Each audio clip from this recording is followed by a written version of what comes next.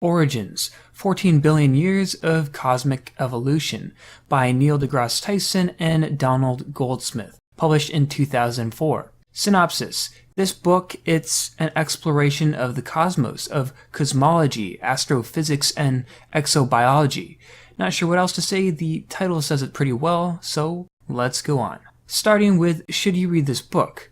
Yes, I love science, and I especially love astrophysics. It's a fascinating field, one that's both awe-inspiring and intimidating. This book is informative. Is that surprising? Hell no, it's basically a textbook, but I was somewhat concerned that it would read kind of like Tyson's podcast Star Talk Radio. I love the podcast, don't get me wrong, it's just that it tends to be vague on a lot of things, but Origins is quite thorough. I like the breadth of Origins. Sure, I'm more interested in physics than chemistry on the whole, but there were things concerning the periodic table of elements that I still found quite fascinating. For example, in the past I've read quite a few novels in which alien life forms are silicon-based rather than carbon-based, but I never thought to ask myself why that was. I just assumed it was because computers have a lot of silicon, and they're on the cusp of intelligence.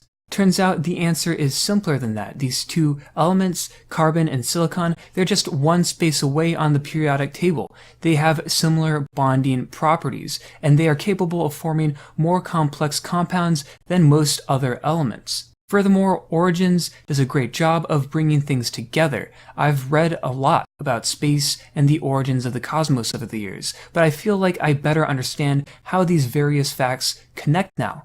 However, it's important to note that the book was written in 2004, which means it's somewhat outdated. It's surprising how quickly science evolves. The Higgs boson, gravitational waves, the discovery of Earth-sized planets, all of these have been verified after the publication of this book.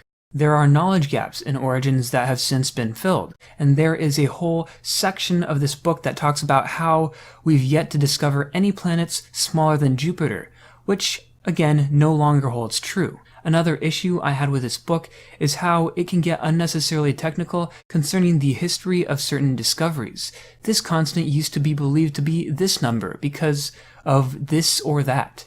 And on and on and on. Just summarize the errors and give me the most accurate current figures. I don't need all this backstory on the mathematical computations. Nevertheless, Origins is absolutely worth reading for anyone fascinated by this subject. It's not character or story driven, obviously, so you need to be interested in the subject, but for those who are, this book is certainly informative, and it's good at showing where the various scientific fields belong in the grand scheme of things. Anyway, that's all I've got. If you like this video, please give it a thumbs up and subscribe, and thanks for watching.